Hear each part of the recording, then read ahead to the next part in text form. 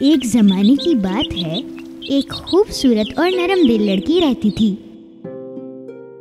एक दिन जब उसकी अम्मी दुनिया से चली गईं, तो उसके अब्बू ने दूसरी शादी कर ली। उसकी सौतेली पत्थर दिल माँ की 2 बेटियां थीं, बिल्कुल उसी की तरह। उसकी सौतेली माँ और सौतेली बहन उसके साथ बहुत बुरा सलूक रखती थीं। तुम हमारे साथ एक टेबल पर नहीं बैठ सकती हो। तुम हमारे साथ नहीं बैठ सकती।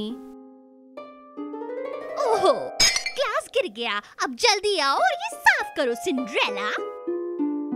जब उसकी सौतेली बहनें बाहर घूम रही थी, तो उसे घर में रहकर सारे काम करने थे।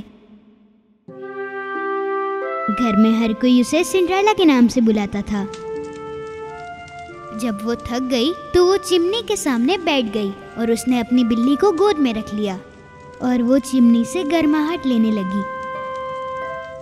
एक सुबह उनको एक दावतनामा मौसूल हुआ। शहजादे के महल में बड़ी दावत रखी गई है और शादी के लिए अहल तमाम लड़कियों को मदऊ किया गया है। जब सौतेली माँ अपनी बेटियों को तैयार कर रही थी, तो बेचारी सिंड्रेला उनकी मदद कर रही थी। तुम दोनों को पार्टी में सबसे ज्यादा खूबसूरत लगना है, इतना कि शहजादा भी तुम्हें पसंद करने लगे। शादी के लिए तो तमाम लड़कियों को बुलाया है, तो मैं भी तो अहल हूँ। अच्छा, तो तुम इन मैले कुचैले कपड़ों में दावत में जाने का सोच रही हो? जब दावत का दिन आया, तो सिंड्रेला अकेले बैठकर जोर जोर से रोने लगी। अचानक से उस चिमनी में से एक रोशनी नमूदार हुई और उस रोशनी में से एक खूबसूरत परी बाहर आई। सिंड्रेला ये देखकर यकीन नहीं कर सकी, क्योंकि ये उसकी अम्मी थी। अम्मी, कैसी हो मेरी बेटी? मैं तुम्हारी मदद के लिए आई हूँ। तुम भी उस दावत में जाओगी। सच में? मगर कैसे? मेरी एक छोटी सी मदद से। तुम जाओ और मुझे बाग से सबसे बड़ा पम्पकिन लाके दो। और बिल्ली सुनो, तुम मुझे 7 चूहे लाकर दो। परी ने जैसे ही किन्नू को छुआ, वो किन्नू गाड़ी में तब्दील हो गया। उसके बाद उसने अपनी जादुई छड़ी चूहों की तरफ मोड़ दी। उनमें से एक चूहा ड्राइवर बन गया, बाकी के 6 चूहे सफेद घोड़ों में बदल गए। चलो, अब तुम्हारी बारी है। मैं तो बिल्कुल शहजादी लग रही हूँ। मगर अम्मी, मुझे डांस करना नहीं आता। अगर किसी शहजादे ने मुझसे पूछ लिया तो? इन जादुई जूतों से तुम उस दावत में सबसे अच्छा और खूबसूरत डांस कर सकोगी।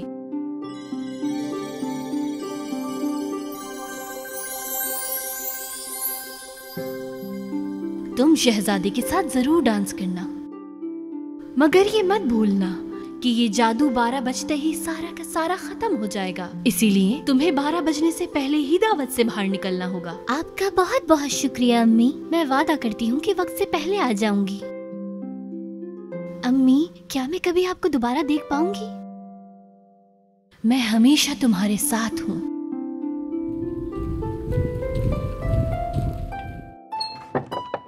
जब सिंड्रेला अपनी खूबसूरती के साथ महल में दाखिल हुई, तो सब उसे देखकर हैरान हो गए। हत्ता कि उसकी सौतेली बहनें भी उसको पहचान नहीं पा रही थी। शहजादे को भी सिंड्रेला बहुत पसंद आई। बादशाह और महारानी भी उसे देखकर बहुत खुश हुए। हाँ, इसे कहते हैं ना राजकुमारी। शहजादे ने सिंड्रेला से फौरन डांस करने का पूछा। सिंड्रेला अपने जादुई जूतों की वजह से डांस फ्लोर पर तैर रही थी। सौतेली माँ और उसकी बेटियां सिंड्रेला की खूबसूरती से बेसाख्ता थी। सिंड्रेला बहुत खुश थी।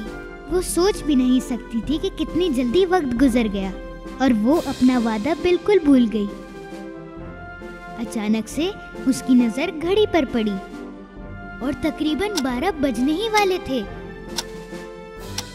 शहजादे को खड़ा छोड़कर वो दावत से फौरन भागी। जब वो भाग रही थी, उसके पांव से उसका एक जादुई जूता नीचे गिर गया, लेकिन उसके पास इतना वक्त नहीं था कि वो जूता वापस उठा सके।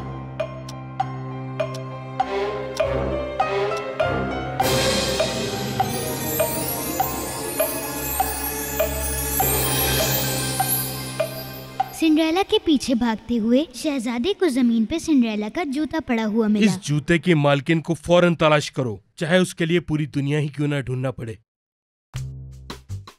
शहजादे के सिपाहियों ने मुल्क भर का सफर किया और हर दरवाजे पर दस्तक दी और हर किसी को जूता आजमाने की इजाजत दी, लेकिन वो जूता किसी को नहीं आया।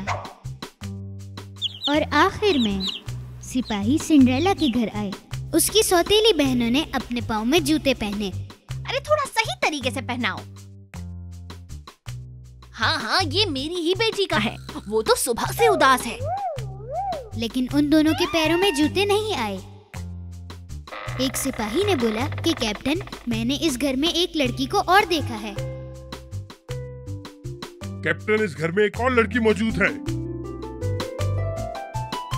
जैसे ही सिंड्रेला ने जूता अपने पाँव में डाला, वो जूता सिंड्रेला के पाँव में बिल्कुल फिट आया।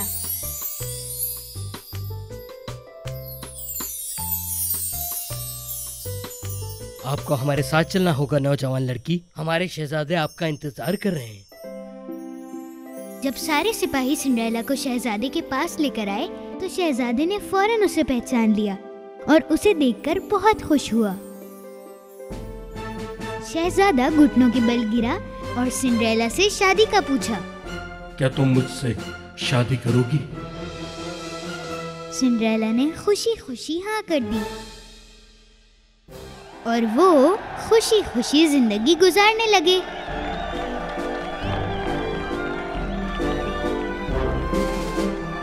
लेकिन ये कैसे हुआ कि मेरे जूतों ने अपना जादू ही खो दिया? मैं हमेशा तुम्हारे साथ हूँ। तो अब समझी कि अम्मी वो आप थी जो सारा वक्त मेरे साथ थी। पानी के अंदर एक बहुत बड़ी दुनिया थी जिसके बारे में किसी को नहीं पता था। बड़ी व्हेल्स, शरारती डॉल्फिन्स और रंग बिरंगी जानवर। उससे भी नीचे, जहां सूरज की किरण भी नहीं आ सकती थी, वहां एक अंदरूनी सल्तनत थी जहां पे हर किस्म के समुद्री जानवर रहा करते थे।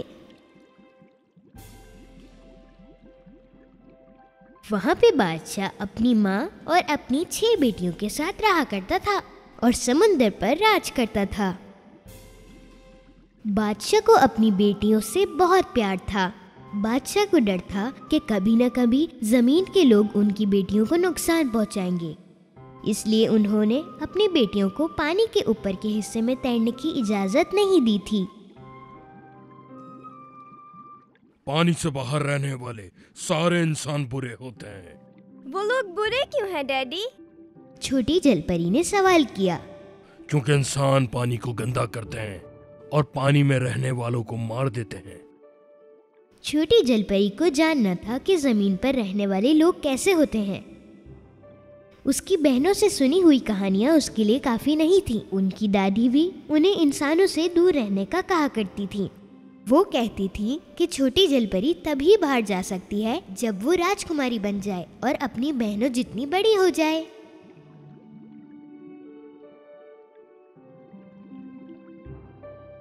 जब छोटी जलपरी ने अपनी बहनों को बाहर जाते हुए देखा तो उसने भी फैसला कर लिया कि वो भी बाहर जाएगी। वो डॉल्फिन के साथ हिमरन व्हेल से मिलने गई। हिमरन को गेट के अंदर और बाहर जाने की पूरी इजाजत थी। उसने हिमरन को पूरा प्लान बताया, लेकिन हिमरन ने उसकी बात मानने से इनकार कर दिया। लेकिन फिर उसने देखा कि छोटी जलपरी बहुत उदास है, तो उसने फौरन जलपरी की बात मान ली। हिमरन और डॉल्फिन दोनों गेट की तरफ जा पहुंचे। हिमरन को देखते ही गार्ड्स ने फौरन से दरवाजा खोल दिया। हिमरन और डॉल्फिन दोनों गेट के बाहर आराम से निकल गए। वहां से काफी दूर जाके हिमरन ने अपना बड़ा सा मुंह खोला और अंदर से निकली हमारी प्यारी जलपरी। जलपरी हिमरन की मदद से पानी के ऊपर तक जा पहुंची। उसने जिंदगी में पहली मर्तबा हवा को महसूस किया और नीले आसमान को देखा। बहुत उम्दा। थोड़ी ही देर बाद जलपरी को गाने की आवाज आई। जब वो ढूंढ रही थी कि ये गाने की आवाज कहाँ से आ रही है, तो उसने जिंदगी में पहली मर्तबा एक कश्ती को देखा। ये पानी का जहाज है ना, चलो वहाँ चलते हैं। जलपरी की दोस्त डॉल्फिन उसे रोकती रह गई और जलपरी बहुत दूर जा चुकी थी। वो कश्ती के पास जाने लगी जितना तेज वो जा सकती थी। ये कश्ती किसी बादशाह की थी। वो अपने बेटे एरिक की बर्थडे सेलिब्रेट कर रहा था। बादशाह अपने बेटे की शादी जितना जल्दी हो सके करवाना चाहता था, इसीलिए सारी शहजादियों को पार्टी में बुलाया गया था। वो तो शहजादा है, पर ये तो इंसान है। डॉल्फिन ने ऐसा कहा।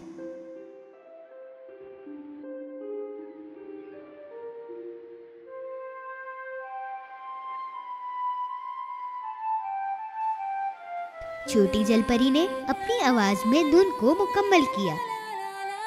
शहजादी को ये आवाज बहुत अच्छी लगी और ढूंढने लगा कि ये आवाज आई कहाँ से। तुम छुप जाओ जलपरी, वरना ये तुम्हें देख लेंगे। डॉल्फिन ने ऐसा कहा। छोटी जलपरी और डॉल्फिन दोनों पानी के अंदर चले गए।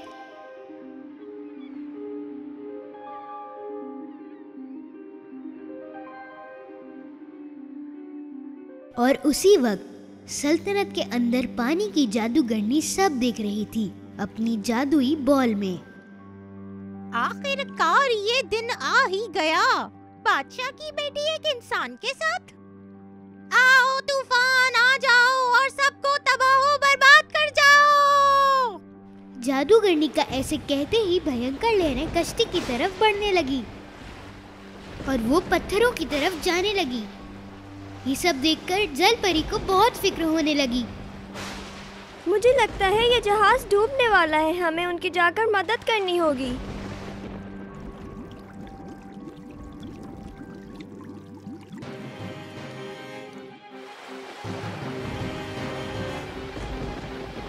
छोटी जलपरी तैरते हुए डूबती कश्ती के पास आ पहुंची। वो थोड़ा सा ही आगे बढ़ी और उसको शहजादी की फ्लूट नजर आई और उसकी नजर शहजादी पर गई जो पानी के अंदर डूब रहा था।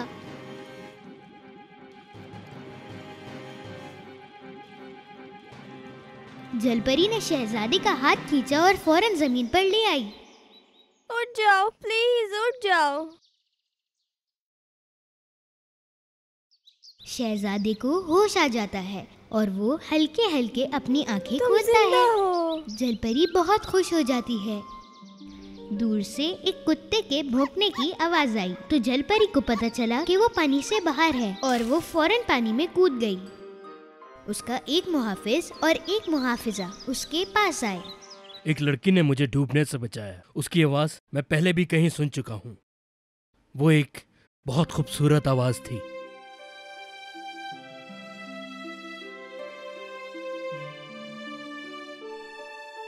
छोटी जलपरी वापसी सल्तनत में आ चुकी थी। शहजादी का फ्लूट उसके पास था और वो उसी के बारे में सोच रही थी।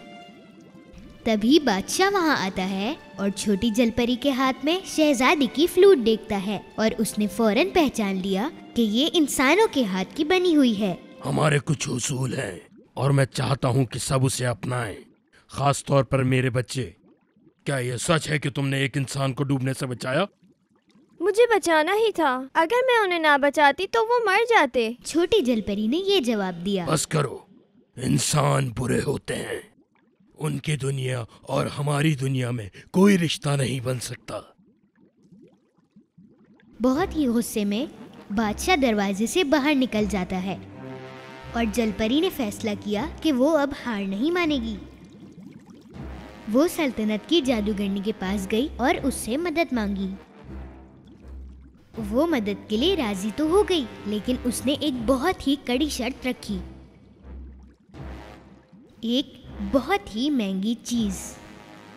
मैं तुम्हें ऐसी दवा दूंगी जो तुम्हें इंसान में बदल देगी, फिर तुम अपने पैरों पे चल सकोगी और बदले में तुम मुझे अपनी खूबसूरत आवाज दे दोगी। मेरी आवाज? लेकिन वो मैं कैसे दे सकती हूँ?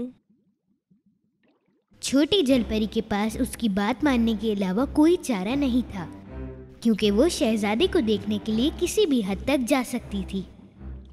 याद रखना, तीसरा दिन खत्म होने तक यानी चौथे सूरज से पहले शहजादा तुम्हारे प्यार में होना चाहिए, नहीं तो तुम फिर से जल परी बन जाओगी।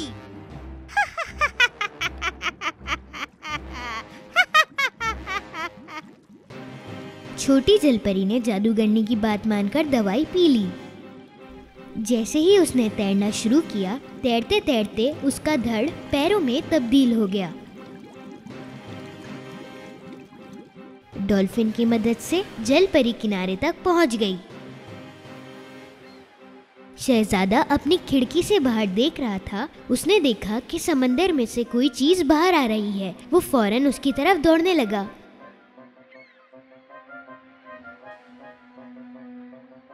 तुम? हम पहले भी मिल चुके हैं ना? हाँ, हम मिले हैं। उस वक्त उसने कुछ भी नहीं कहा और उसकी फ्लूट उसको वापस कर दी। शहजादे ने एक दफा फिर वही धुन बजाई जो उसने कश्ती में बजाई थी।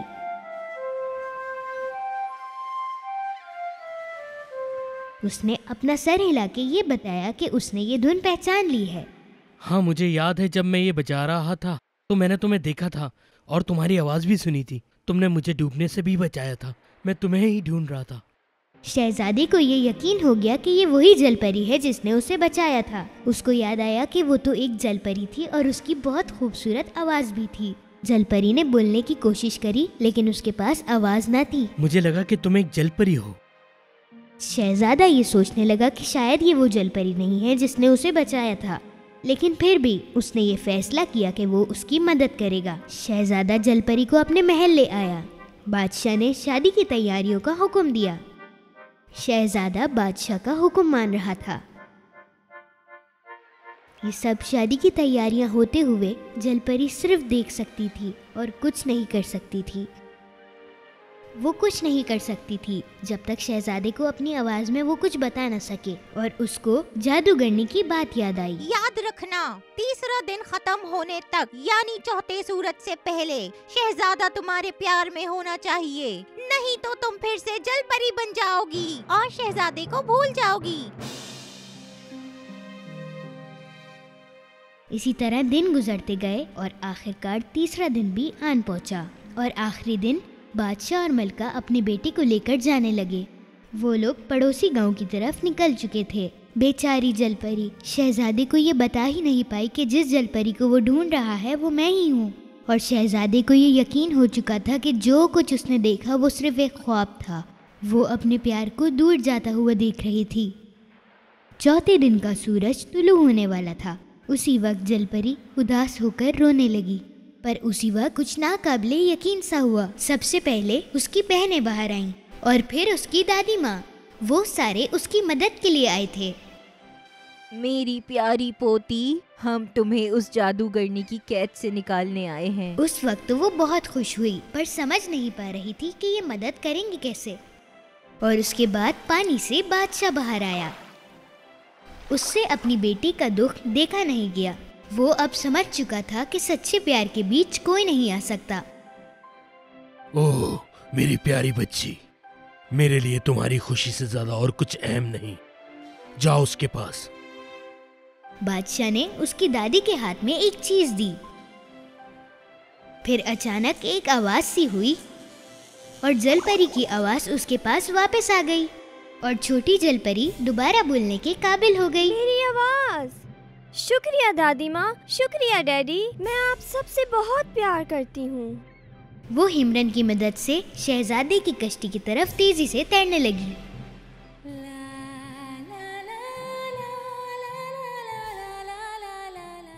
शहजादा और शहजादी की शादी होने वाली थी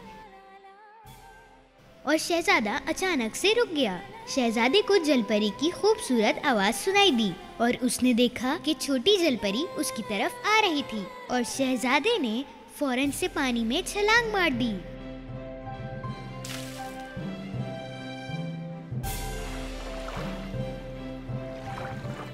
मैं जानता था कि वो तुम ही थी। अपने घर वालों और दोस्तों की मदद से छोटी जलपरी को उसकी आवाज वापस मिल गई। लेकिन अब वो जलपरी नहीं थी। उसने अपनी आगे की जिंदगी इंसान बनकर गुजारनी थी। छोटी जलपरी और शहजादे की जिंदगी बहुत अच्छी तरह गुजर रही है, पानी और जमीन के बीच।